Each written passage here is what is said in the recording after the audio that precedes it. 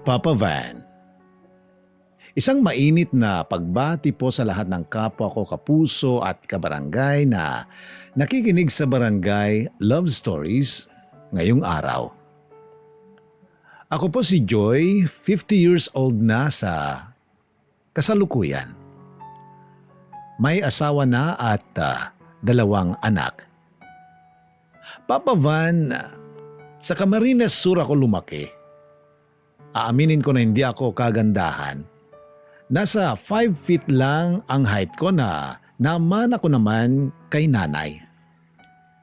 May kaitiman naman ang kulay ng balat ko na parang sunog na sa sikat ng araw. 4 kaming magkakapatid. Yung panganay at yung ikalawa sa amin ay parehong nakapag-asawa ng maaga.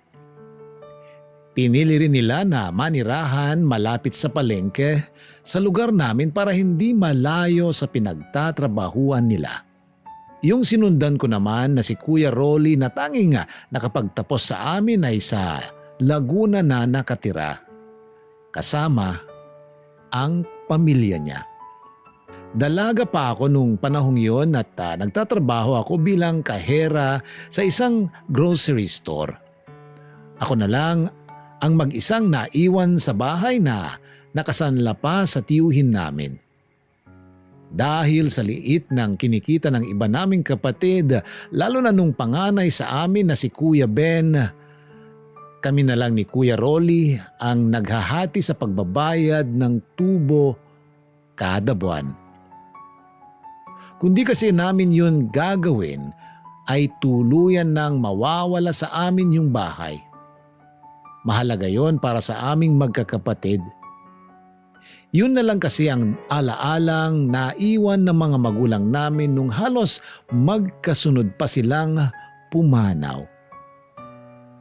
Naisang layon noon para sa pagpapagamot ni tatay na naratay ng ilang taon sa higaan pero sa kasamaang palad ay binawian na rin ng buhay.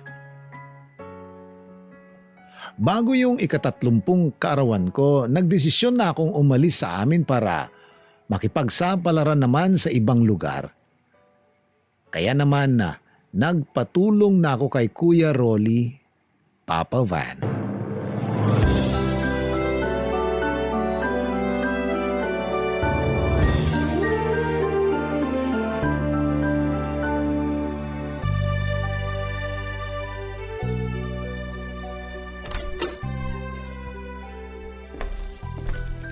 Kuya Ronnie! Grabe ka, Joy! Ang bigat na ng mga braso mo ah. Para mapipisa na ako sa higpit ang yakap mo eh. Sobrang saya ko lang, kuya. Akala ko kasi bukas padating mo eh. Nag-iimpake pa lang kaya ako ng mga gamit ko. Ngayon talaga yung uwi ko para masurpresa ko kayong 3. Ito nga pala, may mga pasalubong ako sa inyo. O ito, may buko pa dyan. Espesyal yan sa Laguna. Salamat, kuya. Sarap nito. Mamaya pala, pupuntahan ko sina kuya para sabihin na nandito ka na. O sige, kamusta naman dito sa atin? Ganun pa rin. Baku-baku pa rin yung kalsada tapos marami pa rin tsismosa na walang magawa sa buhay kundi pag-usapan yung buhay ng may buhay. Ano ka ba? Hindi ako interesado sa mga tao rito. Tsaka nakita ko naman yung itsura ng kalsada. Kayong 3 ni na kuya, kamusta? Okay naman sila. Nakakaraos kahit papano. Minsan nag-aabot din ako ng pera kay Kuya Ben. Minsan kasi matumal yung pasada ng tricycle, lalo na ngayon, maulan. Walang pasaherong makuha. Di tulad sa grocery na may pasok pa rin, umulan man o umaraw. Hindi ko na nga sila inoobliga na mag-ambag sa bayad sa bahay eh. Pasensya ka na kung ikaw nang umako sa pagbabayad nito mga huling buwan. Nagkasakit na naman kasi yung panganay ko eh. Malaki rin yung nagastos namin sa ospital. Hindi naman ako nagre-reklamo. Naiintindihan ko naman kayo. Kaya nga gusto kong makaalis para makahanap ng mas magandang trabaho. Yung bang mas malaki yung sahod. Yung ba talagang dahilan? Ay, isa na yon. Teka, bakit tinatanong mo pa ako eh? Mukhang alam mo rin naman yung sagot. Ay nako, kalimutan mo na yung lalaking yun. Tagal na nun eh. 3 na yata yung anak nun tapos hindi ka pa nakaka-move on? 3 na nga ang anak niya. 2 lalaki tapos 1 babae. Yung asawa naman niya, ayun, buntis na naman. Bakit parang nagpapakabiter ka naman dyan? Hindi ah. Huwag mo na kasi silang pansinin. Ikaw naman yung nahihirapan eh.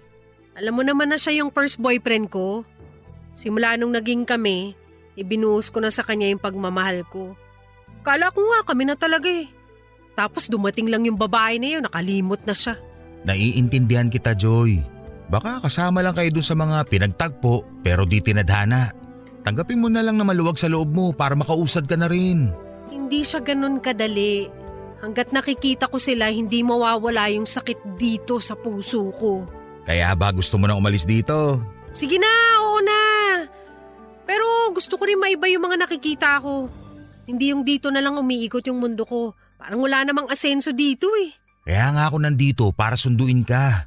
Siguradong matutuwa yung ate mo tsaka yung mga pamangkin mo. Ang liit pa nila nung huli mo silang makita.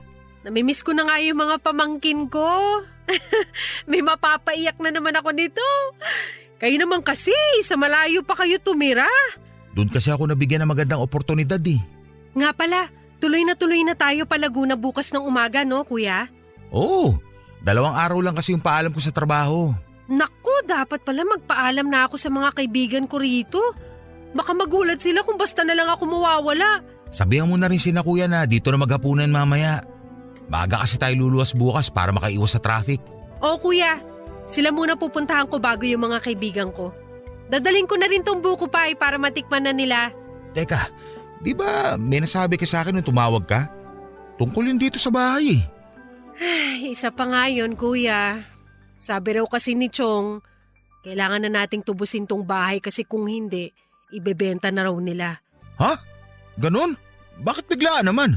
Narinig ko kasi sa mga pinsan natin na hindi okay yung trabaho ni Chong sa ibang bansa. Kailangan daw nila ng pera. Hindi yun tama. Malino yung usapan noon. Saka hindi naman tayo pumapalis sa pagbabayad ah. Panggigipit na yung ginagawa nila. Yun nga rin iniisip namin ni na kuya. Ay, teka, dito ka muna. Ako nang kakausap kay Chang. Mabuti pa nga kuya, baka sakaling mapagbigyan pa tayo. Hindi pwedeng mawala sa atin tong bahay. Oo sige, susubukan ko. Papa Van, napaaga nga noon ang dating ni Kuya Rolly at kinabukasan agad kaming bumiyahe pa Laguna. Kinausap na rin ni Kuya Rolly ang tiyahin namin pero hindi na niya idinetalye pa yung naging pag-uusap nila. Basta sinabi niya lang na tumaas yung babayaran namin kada buwan. Pumayag na rin kaming magkakapatid para hindi mawala sa amin yung bahay. Wala rin namang magawa sina Kuya Ben kundi ang sumang-ayon dahil hindi naman sila nakakapagbigay ng panghulog. Kaya naman kinabukasan, maaga na kaming lumuwas pa Laguna. Naghanap na agad ako ng mapapasukang trabaho kahit 1 linggo pa lang ako noon sa bahay ng kapatid ko. Ayoko kasing pabigat sa kanya. Lalo na't alam ko na medyo kinakapos din sila noon dahil sa anak niyang pabalik-balik sa ospital at di pa rin matukoy ng doktor kung anong sakit. Maswerte naman akong natanggap sa isang kabubukas na tapsilugan malapit sa bahay ni Kuya Rolly.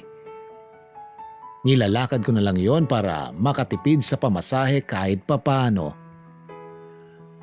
Ang maganda pa ron, libre ang pagkain namin. Tumagal naman ako ng 1 taon sa tapsilugan na yon bago ako umalis dahil sa naging kaalitan ko sa trabaho. Muli akong naghanap ng ibang trabaho pero hindi rin naman ako nagtatagal. Kundi kasi si Sante, ako mismo yung umaalis. Madalas akong magkaroon ng kasagutan at kaaway. Hindi kasi ako pumapayag na basta na lang kayan-kayanin ng kahit sino. Kaya ako lumalaban. Palagi nilang pinagdidiskitahan ng itsura ko. Pandak ng araw, may pagkamacho pa at malaki ang mga mata. May kadaldalan din ako na mala Armalite ang dating na siyang kinaiirita ng ibang tao sa akin. Tuwing nagsasalita kasi ako, hindi na sila nakakasingit pa. Tanging si Elsie lang ang nakakaintindi sa akin noon at kayang sakyan na ang ugali ko. Siya yung kapitbahay naming byuda at naging kaibigan ko nung tumira ako sa Laguna. 10 taon ang tanda sa akin ni Elsie at nag-aaral na sa high school ang 2 anak niya. Pero nung nagkakilala kami, nandun lang sila para magbakasyon at plano ring bumalik sa Cavite. Sa maikling panahon na yon, doon nagsimula ang malalim naming pagkakaibigan hanggang sa naramdaman ko na lang na naging espesyal na si Elsie para sa akin, Papa Van.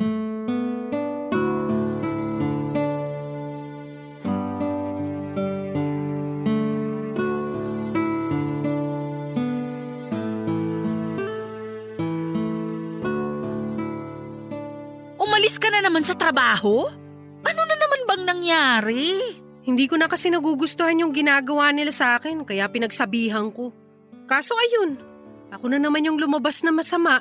Sana hinayaan mo na lang sila. Kahit saan naman kasi may mga ganong klase ng tao. Mamimihasa yung mga yon kung lagi na lang hahayaan. Sus! Tignan mo nga kung ano nangyari sa'yo. Ay, maghahanap na lang ako ng ibang trabaho. Huwag na nga natin pag-usapan yun. Pag-usapan na lang natin yung tungkol sa atin. Ano naman yung tungkol sa atin? Yung sinabi ko sa'yo nung isang araw. Na gusto mo ko. Baka nababaitan ka lang sa akin. Buti kung hindi ko alam kung ano yung nakaraan mo. Kung di ka naniniwala, bigyan mo ako ng pagkakataon na patunayan sa'yo. Bata ka pa nga. Hindi mo pa alam ang sinasabi mo. Bata ka dyan! 32 na, bata pa rin sa'yo. Kita mo yung mata mo? Lumalaki na naman. Di ka talaga mabiro. Mata ko na naman nakita mo. Wala ka rin pinagkaiba sa mga dati kong katrabaho na laging pinipintasan tong mga mata ko, pati itsura ko. Hoy, grabe ka. Hindi na ba kita pwedeng biruin? Ay, siya nga pala. Hiring sa amin. Baka gusto mo mag-apply. Baka naman hindi ako matanggap dun. Subukan mo lang mag-apply. Ayaw mo bang magkasama tayo sa trabaho? Siyempre gusto ko, kaso di ba sa Cavite yung trabaho mo? Ang layo naman kung dito pa ako uuwi sa Laguna. Apply ka muna. Saka mo na isipin yung tutuluyan mo. Kung sakaling matanggap ka, pwede ka naman sa apartment ko tumira. Hati na lang tayo sa lahat ng gastusin.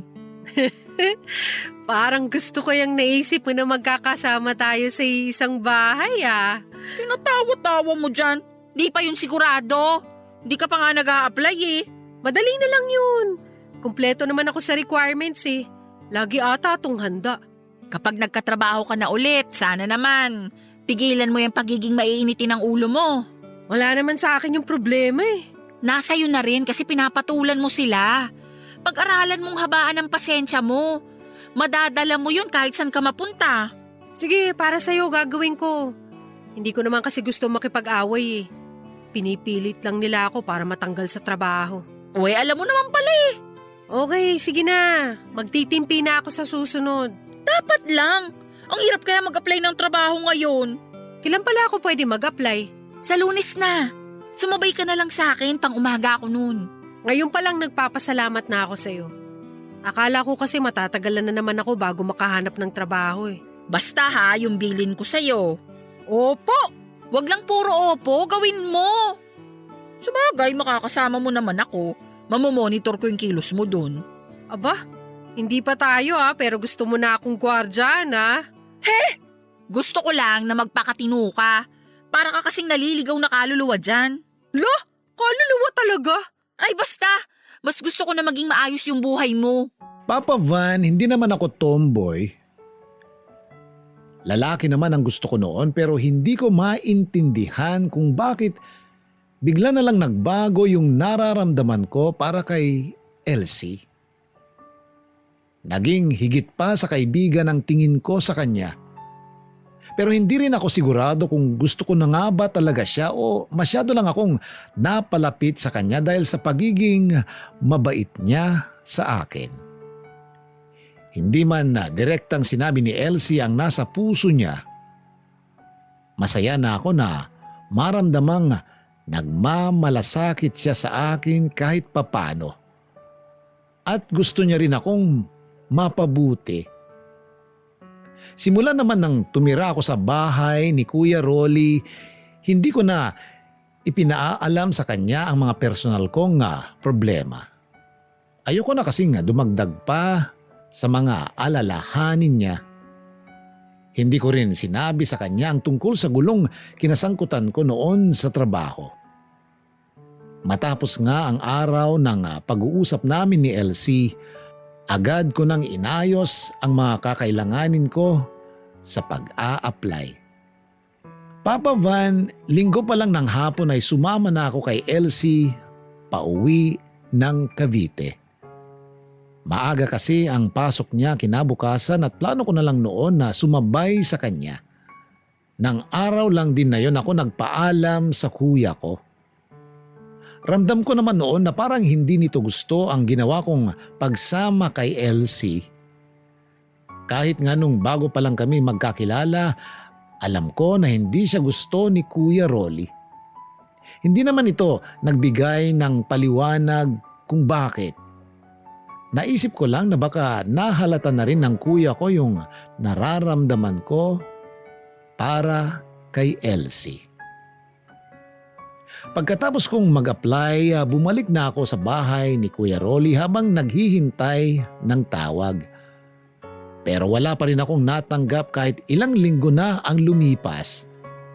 Kaya naman hindi na ako umasa pa na makakasama ko si Elsie sa trabaho. Mga ilang araw pa matapos yon, bigla na lang na may tumawag sa akin. Pinababalik ako para kunin yung referral na gagamitin sa pagpapamedical ko. Natulala pa ako noon sa sobrang saya ko, Papa Van. Nang masigurong magkakatrabaho na ako, agad akong nagpaalam kay Kuya Rolly at sa mabait kong hipag. Kita ko sa mga mukha nila ang lungkot lalo na sa dalawa kong pamangkin. Naiintindihan ko naman sila, Papa Van. Dahil ilang taon din kaming magkasama sa iisang bubong. At sa ilang taon na yon ay wala kaming problema sa isa't isa. Si Kuya naman naglabas na rin ng saloobin bago ako umalis. Tama nga yung iniisip ko na tutol siya sa ideya na magkasama kami ni Elsie sa iisang apartment lang.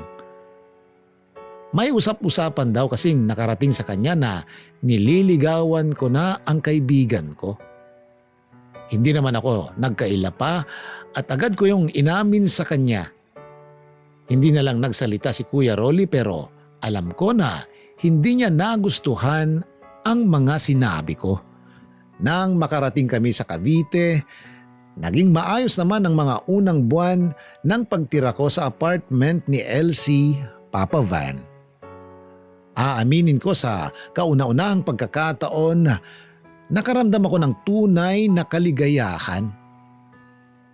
Kay Elsie ko naranasan kung paano asikasuhin sa pagkain at sa isusuot na damit. Bagamat bukang bibig ko lagi ang nararamdaman ko para sa kanya, siniguro ko na hindi ako lumalampas noon sa limitasyon ko bilang respeto na rin sa kanya. Kung naging maayos ang samahan namin noon ni Elsie sa iisang bahay, kabaliktaran naman pagdating sa trabaho. Katulad sa mga nauna kong trabaho, marami rin ang nainis sa akin. Isang umaga nga pinatawag ako ng supervisor. Kasama rin doon yung line leader namin. Ganun na lang ang gulat ko nang malaman na pinaghihinalaan pala ako na siyang kumuha sa nawawalang wallet ng isa sa mga katrabaho namin. At nang i-check nila yung locker ko, nakita nga ng security guard yung nawawalang wallet sa loob nito. Nagpaliwanag ako at pinagtanggol ang sarili ko. Pero mas pinaniwalaan nila ang isang testigo. Yun ay walang iba kundi si Carla na may lihim na galit sa akin, Papa Van.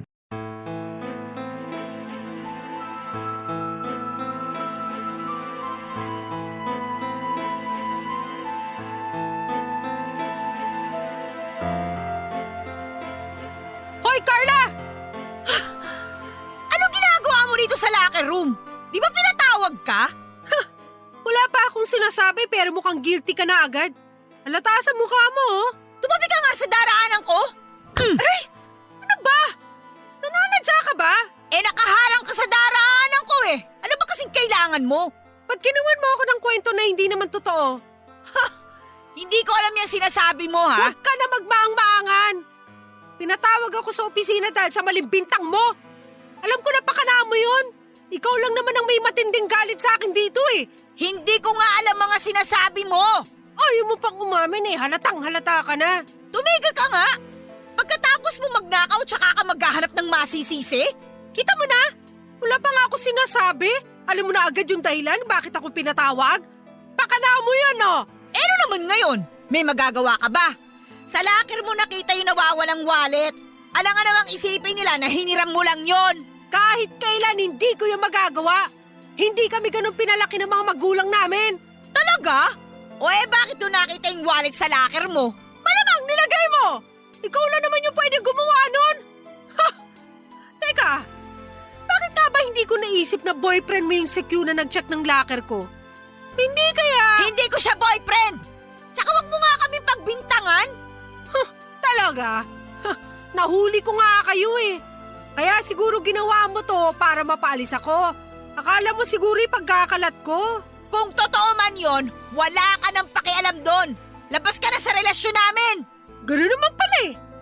Bakit kailangan mo pa akong gawa ng kwento? Pinagmukha mo pa akong magnanakaw? Sigurado naman na ikaw at yung boyfriend mo naglagay ng wallet na yun para mapagbintangan ako eh. Ano kung kami nga? Wala ka na magagawa. Tanggal ka na rin naman. At saka, wala ka ring pruweba sa mga pinagsasasabi mo. Sama talaga ang ugali mo. Sabihin mo sa supervisor natin yung totoo. At bakit ko naman gagawin yun? Kasi hindi ako magnanakaw. Ha? Walang maniniwala sa'yo. Magnanakaw ka na nga, sinungaling ka pa. Ngayon ka pa ba magsisinungaling? Marami nang nakarinig sa'yo. Tingin mo magsasalita sila laban sa akin? Tropa ko yung mga yan eh. Ha? Oh, kita mo na? Tinatawanan ka lang nila. Bakit ba galit na galit kayo sa akin, ha? Wala naman akong ginagawa sa inyo, ah. Wala daw. Tigilan mo nga yung mga drama mo. Hindi ako nagdadrama lang. Ikaw kaya yung malagay sa katayuan ko. Sige nga. Gusto mo lang naman yata mandamay eh. Palibasa, wala kang pamilyang binubuhay. Anong wala? Hindi ka nga pala babae. Pero sino bang binubuhay mo? Si Elsie? Hindi ko na kailangan pa ipangalandakan kung sino binubuhay ko o kung saan napupunta yung kinikita ko. Mabuti pa, umalis ka na. Walang may gusto sa'yo rito, no? Bakit? Ikaw ba may-ari ng pabrika para paalisin ako? Ha? Hindi nga ako. Pero bawal dito yung mga katulad mo na magnanakaw. Hindi totoo yan! Pwes, napatunayan na. Magnanakaw ka. Kahit anong pigil ko noon sa sarili ko, Papa Van, hindi na ako nakapagpigil na sampalin si Carla. Basta na lang nagdilim ang paningin ko dahil sa bintang niya. Sabi naman ng mga nakakita, nagpagulong-gulong pa raw kami sa sahig sa loob ng locker room at makailang beses kong isinalya si Carla. Hindi ko na maalala ang iba pang ginawa ko sa kanya. Dala ng matinding galit. Nang muli kaming ipinatawag sa opisina, tahimik na lang ako sa isang tabi. Hinayaan ko na lang na magsalita sila laban sa akin. Pakiramdam ko nung mga oras na yun ay wala na akong karapatan pang magsalita dahil hinusgahan na nila agad ako. At kahit anong sabihin ko, wala na rin namang maniniwala sa akin. Kung nandun lang sana si Elsie, kahit papano ay nagkakaroon ako ng kakampi. Ang kaso, hindi siya nakapasok nung araw na yon dahil may lagnat ang anak niya. Pero sa huli, hindi na rin nagreklamo pa si Carla. Umalis ako sa pabrika na yuko ang ulo. Pagdating sa gate, kinapkapan muna ako ng gwardiya bago pinalabas. Habang naglalakad papuntang sakayan, panay ang agos ng luha ko. Para akong batang naghahanap ng kakampi ng mga oras na yon. Pakiramdam ko, kriminal ang tingin nilang lahat sa akin.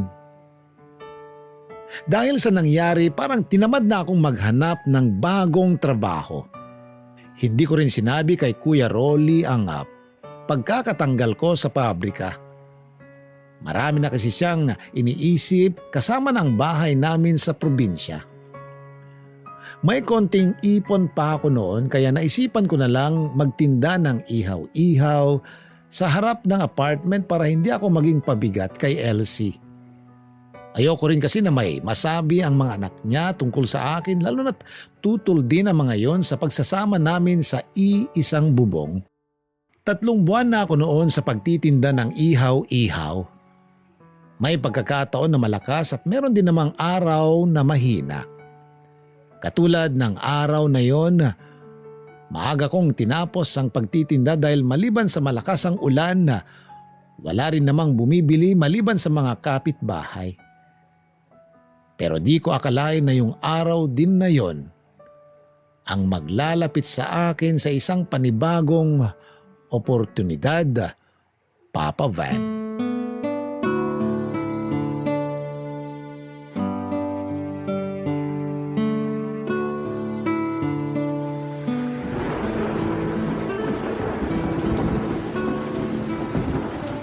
May bagyo ba? Lakas ng hangin at ulan eh. Kaya nga eh, may kulog at kidlat pa. Pero sabi sa balita, habagat lang daw. Sino nga pala yung kausap mo kanina? Yung pinsan ko na nagtatrabaho sa Hong Kong. Yung kinakwento ko sa'yo na British yung mga amo. Dumating kagabi. Pinapapunta nga tayo sa kanila eh. Sabi ko sa 1 linggo na lang. 1 buwan naman siya rito eh. Oo, naalala ko siya. Yung mabait yung mga amo. Oo. Ay nga pala, may nabanggit din siya sa akin. Ano yun? Yung kaibigan daw kasi ng amo niya ay nagpapahanap ng kasambahay na Pinay. Baka gusto mo. Kasambahay? Naku, baka doon naman ako makahanap ng kaaway. Wala ka namang kasama sa bahay. May trabaho yung mag-asawa tapos wala ring anak. Linis, luto at pag-grocery lang ang gagawin mo. Saan ka pa? Makapasa naman kaya ako ron. Kaya nga gusto kang makita ng pinsan ko. Mabait yun, parang ikaw lang. Parang lalaki kong kumilos pero babae naman talaga. Sino namang may sabi sa yung babae ako? Halikan kita dyan. Magtigil ka nga dyan. Basta pag nagustuhan ka ng pinsan ko, sunggaban mo agad yung trabaho. Sagot naman na magiging amo mo lahat ng gastos eh. Sige na nga, makasakaling doon ako swertehin. So swertihin ka na talaga. Yun na yung kapalit na mga pangit na nangyari sa'yo. Eh paano ka? Mag-isa ka na lang dito. Minsan pa naman nahihilo ka dahil sa pagtaas ng presyon mo. Ay, wag mo akong intindihin. Nandyan naman yung mga anak ko eh. Pwede naman ako magpasama sa bunso ko. Salamat ha. Hindi mo ako iniwan kahit marami ako naging problema. Malaking tulong yun. Ano ka ba? Ikaw nga tong marami nang naitulong sa akin. Lalo na sa pera. Mas inuuna mo pa nga akong tulungan kaysa sa kapatid mo eh. Kahit nagalit na sila sa'yo noon, hindi mo kami iniwan. Kaya dapat lang na ibalik ko yung kabutihan mo. Ginawa ko yun kasi mahalaga ka sa akin. Mahalaga ka rin sa akin. Para nakayakit ang kapatid. Yun lang ba talaga? Ay nako, gusto kong magkaroon ka pa rin ng sarili mong pamilya. Malay mo, pagpunta mo sa Hong Kong, doon mo matagpuan yung mapapangasawa mo. Bongga yun. O basta, wag mo lang akong kakalimutan.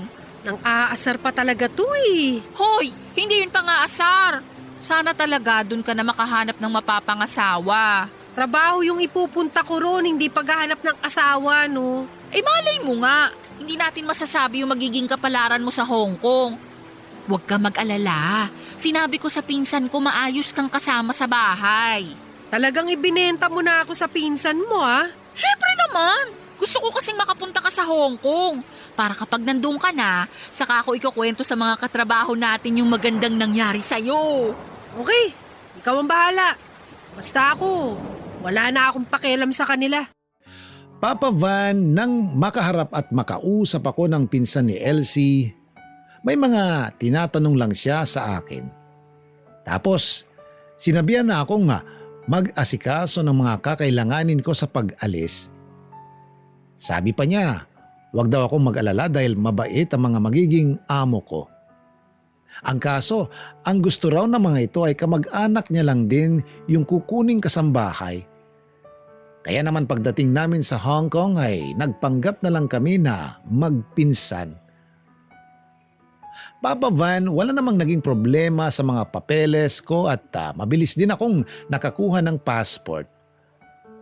Pagkatapos ng 2 buwan, nakaalis na agad ako noon papuntang Hong Kong. Pero nagpaalam muna ako kay Kuya Rolly bago tuluyang umalis. Tumawag din ako sa 2 ko pang kuya na nasa probinsya namin. Bakas sa tono nila ang excitement na makakapunta ako sa ibang bansa.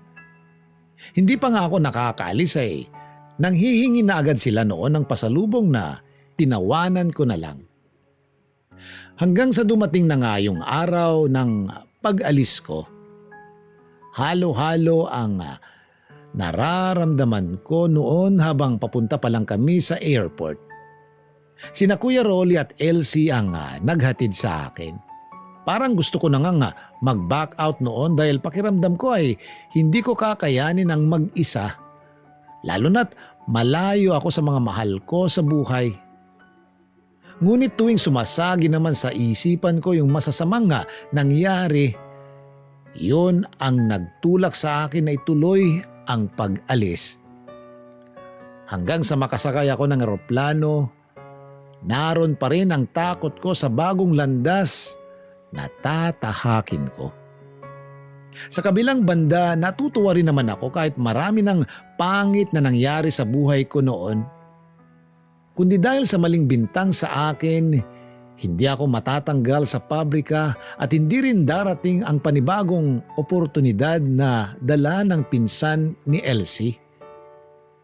Doon ko napagtanto, Papa Van, na minsan may mga bagay rin na nawawala at kailangan ko ng bitawan para mayakap ko yung mas malaki pang biyaya na darating. Mabilis na lumipas ang 1 taon kong pagtatrabaho sa Hong Kong. Totoong mabait ang mga amo ko at magaan lang yung naging trabaho ko. Malaki ang bahay nila pero madali rin namang linisin. May sarili akong kwarto doon kaya nagkaroon din ako ng privacy. Inaamin ko, Papa Van. 1 buwan pa lang ako noon sa Hong Kong pero parang gusto ko nang umuwi ng Pilipinas. Hindi biro ang homesickness na naranasan ko nung mga panahong yon. Gabi-gabi akong umiiyak at tumatawag kay Elsie kahit nasa trabaho pa siya. Mabuti na lang, mabait at maunawain ang mga naging amo ko kaya binigyan nila ako ng panahon para makapag-adjust. May mga pagkakataon pa rin naman na nalulungkot ako at namimiss ko ang Pilipinas pero tinitiis ko na lang yon para kahit papano ay makatulong ako sa mga kapatid ko. Ako na rin yung umako sa buwan ng hulog para sa bahay namin sa probinsya. At minsan pa nga nagsabi ako kay Elsie na gusto ko siyang padalhan pero mariin siyang tumanggi. Bukod sa pagtanggi niyang yon sa inaalok kong tulong, naramdaman ko na rin ang unti-unti niyang pag-iwas sa akin. Naging madalang na ang pagsagot niya sa mga tawag ko kaya hindi ko maiwasang magtaka. Tuwing tumatawag ako noon sa bahay nila, yung bunsong anak na niya ang laging sumasagot. At kapag tatanungin ko kung nasaan si Elsie, iisa lang ang laging sagot nito. Hindi raw nito alam. Alam ko noon na wala na talaga siyang balak na kausapin ako pero nagulat na lang ako nung siya na mismo ang tumawag sa akin, Papa Van.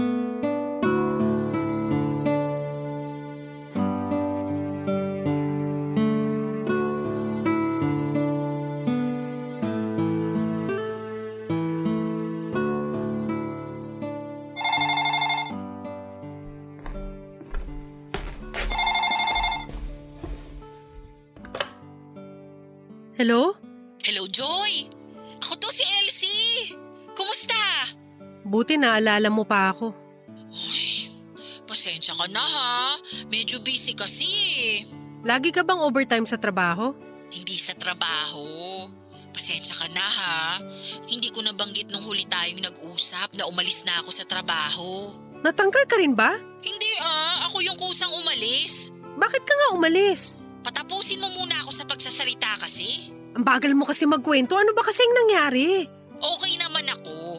Gusto ko lang talaga mag-resign sa trabaho. Kasi alam mo naman na hindi ko na rin kaya yung panggabi.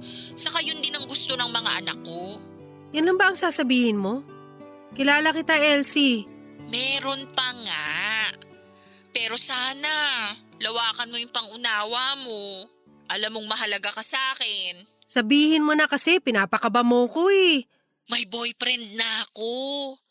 Tulad ko, wala na rin siyang asawa. Byudo na.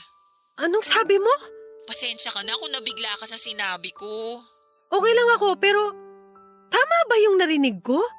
Oo, sana maunawaan mo ko. Kasundurin niya yung 2 kong anak. Paano na tayo? Diba, pinaliwanag ko na sa'yo yan dati pa. Alam kong pusong babae ka pa rin. Naguguluhan ka lang sa totoo mong nararamdaman. Akala ko pa naman pag-uwi ko, tayo pa rin. Kaya ba ayaw mong tanggapin yung pera na gusto kong ibigay sa'yo? Alam mong hindi ko kailangan yung pera mo.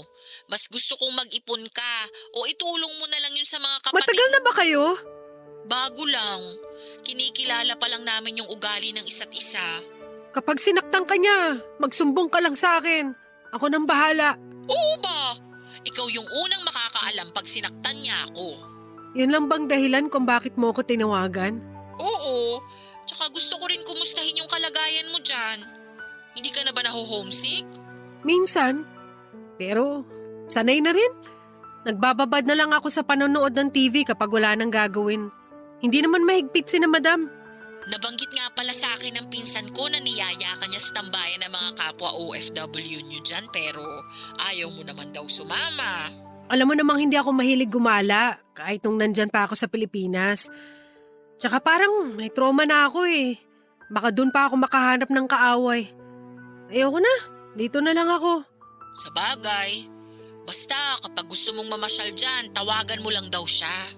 Nabanggit nga rin niya sa akin yan nung dumalaw yung mga amo niya rito kasama siya. Tsaka may mga Pinay din naman sa mga kapitbahay namin dito eh, kaya may nakakausap ako minsan. Mabuti naman at kahit paano may nakakausap ka dyan. Oo nga eh. Teka, bakit matamlay ka pa rin? Ano bang gusto mo na maging reaksyon ko? Kakasabi mo lang na may boyfriend ka na. Huwag ka nang magtampo. Pag uwi mo, ipapakilala kita sa kanya. Hindi na ako uuwi dyan. Uy! Parang kang bata! Pero alam mo, hinihiling ko na matagpuan mo na rin yung lalaking tatanggap at magmamahal sa'yo ng totoo. Sabi ko nga sa'yo, hindi naman ako lumalabas dito, kaya malabo yung sinasabi mo. Malay mo naman, baka yung lalaking nakatakda para sa'yo, siya pa mismo yung pupunta dyan para magkakilala kayo. Ay, wag mo kasing mamaliitin yung kapangyarihan ng pag-ibig. Tigilan mo nga ako. Nagkaroon ka lang ng bagong boyfriend, naniwala ka na sa mga kalokohang yan. Nagsasabi lang ako ng totoo. Tama na nga itong usapan natin. Mahal na babayaran mo sa bill ng telepono niyan. Okay lang, minsan lang naman ako tumawag eh. Sige na, ako na lang tatawag sa susunod. Ingat, bye. Papa Van, nalungkot ako sa ibinalita ni Elsie pero hindi na ako gaanong nasaktan. Siguro dahil kahit nung nasa Pilipinas pa lang ako, matagal ko nang tinanggap na magkaibigan lang kami ni Elsie at hindi na lalampas pa ron. Inabala ko na lang ang sarili ko sa ibang bagay para hindi ko na siya maisip. Sinunod ko na rin ang payo ng pinsan niya na lumabas at mamasyal naman para hindi ako laging nakakulong sa bahay ng mga amo ko. Hanggang sa dumating na nga yung araw na parang nagdilang anghel si Elsie. May dumating kasing bisita habang abala ko noon sa pagpupunas ng mga sapatos. Napatingin ako noon sa wall clock sa sala. Minsan kasi, nakakaligtaan ko na ang oras sa sobrang dami ng ginagawa ko at hindi ko namamalayan na nakauwi na pala yung mag-asawa. Pero nagtaka ako dahil 2 oras pa naman noon bago sila umuwi. Medyo kinabahan ako, Papa Van. Yun kasi ang kauna-unahang pagkakataon na may nag-doorbell na hindi ko naman kilala.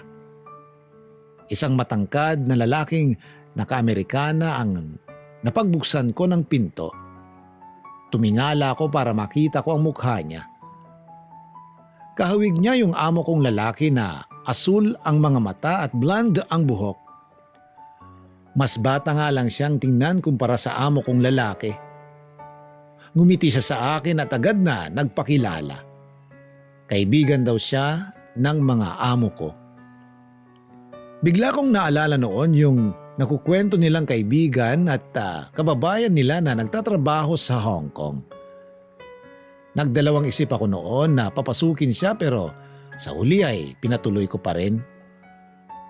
Pagdating naman nung mag-asawa, saka lang nila sinabi na nakalimutan nilang ibilin sa akin na darating ang kaibigan nila para dun na maghapunan.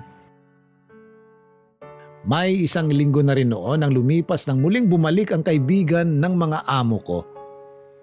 Oliver daw ang pangalan niya. Nung una, napapadalas lang ang paghahapunan niya roon. Hanggang sa halos araw-araw na ang naging pagbisita niya. At ang nakakagulat pa, may dala siyang bulaklak para sa akin. Kahit hindi masyadong tuwid ang English ko, naiintindihan ko naman ang mga sinasabi niya at nakakasagot ako kahit halos mamilipit na yung dila ko noon.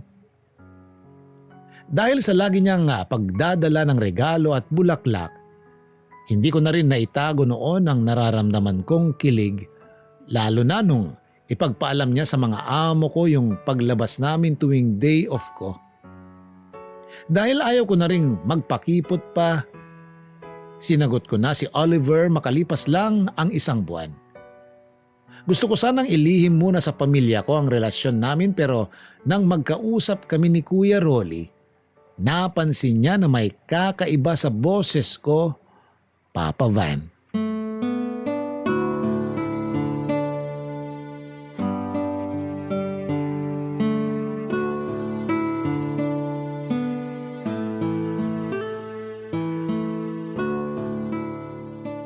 Joy, ikaw pala! Mukhang masaya ka. Iba yung timbre ng boses mo ngayon kaysa nung huli tayo magkausap. Maganda lang kasi yung araw ko ngayon. Ay hindi pala, lagi nang maganda yung araw ko. Bakit? May nagpapaganda na ba ng araw mo? Wala ah. Wala daw. Alam ko na meron kang di sinasabi sa amin. Pero okay lang kung ayaw mo sabihin. Sino ba naman ako? Kuya mo lang naman ako. Grabe ka kuya, tampo agad. Naririnig mo ba yung tawa mo? Kakaiba talaga eh. Kuya naman eh, pati tawa ko pinapansin mo pa. Sige, hindi na kita pipilitin kung ayaw mong sabihin. Basta kung ano man o sino man yung nagpapasaya sa'yo dyan, masaya ako para sa'yo. Salamat kuya. Alam ko naman na sasabihin mo yan eh. Ang totoo niyan, meron talaga. May tiwala naman ako sa desisyon mo kung sino yung gusto mong makasama. Huwag lang sana sa kapwa mo babae. Pero kung yun talaga ang gusto mo, hindi na ako tututol pa. Huwag ka mag-alala kuya. Lalaki yung nagugustuhan ko. Mabuti naman kung ganon. May bala ka ba na ipakilala siya sa amin? Oo naman kuya. Tatapusin ko lang yung kontrata ko sa amo ko tapos uuwi kami dyan. Paano nga pala kayo nagkakilala? Di ba halos hindi ka naman lumalabas dyan? Hindi nga. O edi paano nga kayo nagkakilala? Kaibigan siya ng mga amo ko. Pumunta siya rito para dalawin yung mag-asawa kaya kami nagkakilala. Di ba British yung mga amo mo? British din siya? Ganun na nga kuya. Ano naman reaksyon ng mga amo mo sa relasyon nyo? Okay lang naman sa kanila. Basta hanggat hindi natatapos yung kontrata ko, tuloy pa rin yung trabaho ko. Eh yung boyfriend mo, ano yung sabi sa pagtatrabaho mo sa mga kaibigan niya? Gusto na nga niyang bayaran na lang yung natitira kong 1 taon sa mga amo ko. Ako lang ang may ayaw. Nahihiya kasi ako sa mag-asawa eh. Ang bait kaya nila sa akin. Ayoko nung basta ko na lang silang iiwan sa ere. Tama yung desisyon mo. Hindi mo kailangang magpadalos-dalos. Ayoko nang magkamali ulit. Kung sakali man ay hindi kami nakalaan para sa isa't isa, at least sinubukan ko ulit buksan yung puso ko sa isang lalaki. Nax! Joy, ikaw ba yan? Ako to, Kya! Ako to! Para kasing binago ka na ng pagpunta mo dyan sa Hong Kong eh. Iba ka na magsalita. Parang hindi na ikaw yung Joy na kapatid ko ah. Hindi Hong Kong yung nagpabago sa akin, kundi yung mga karanasan ko sa buhay. Ay, wala na akong masabi. Basta, ikaw pa rin yung bunso ng pamilya. Okay lang ba na banggitin ko sa dalawa pa nating kuya yung tungkol sa boyfriend mo? Oo naman! O siya, hihintayin na lang namin yung pagbabalik mo kasama siya. Ingat ka dyan. Hindi rin natuloy yung una kong plano na umuwi pagkatapos ng 1 taon. Matapos kasi ang kontrata ko sa mga amo ko, agad na nagyaya ang boyfriend ko na magpakasal na kami. Papa Van, agad akong nabuntis noon at naging maselan pa ang kalagayan. 2 taon na noon yung panganay namin nang umuwi ako ng Pilipinas para magbakasyon. Ipinakilala ko na rin sa mga kapatid ko yung napangasawa ko. Naging maayos naman ang una nilang paghaharap. Muli rin kaming nagkita ni Elsie na masaya na sa bago niyang buhay. Nang makita nga niya yung asawa ko at nalaman kung paano kami nagkakilala, nagkatawanan na lang kami dahil nagkatotoo yung mga sinabi niya noon. Natuwa naman ako dahil nanatili pa rin kaming magkaibigan kahit pareho na kaming may sariling pamilya. 1 buwan lang kaming nagbakasyon sa probinsya namin at bumalik na rin kami ng Hong Kong. Dinalaw ko na lang mga kapatid ko at binisita yung bahay namin na nung mga panahong yun ay sa awa ng Diyos, tapos na naming matubos at pinaparenovate na. Sa ngayon, masaya at payapa ang buhay namin dito sa Hong Kong. Halos di nga ako makapaniwala na parang kailan lang ay kasambahay. Hindi ko rin akalain na darating pa ako sa punto ng buhay ko na makakabuo rin ako ng sarili kong pamilya. Masaya pala, Papa Van. Kaya hindi ko pinagsisisihan na nakipagsapalaran ako sa kabila ng takot ko noon. Hanggang dito na lang po ang kwento ko. Sana po ay nakapagbigay ako ng inspirasyon sa iba kahit sa pamamagitan lang ng kwento ng buhay ko. Maraming salamat po sa inyo, Papa Van, at sa Barangay LS. More power po sa inyong programa. Ang inyong forever kapuso at kabarangay, Joy. Minsan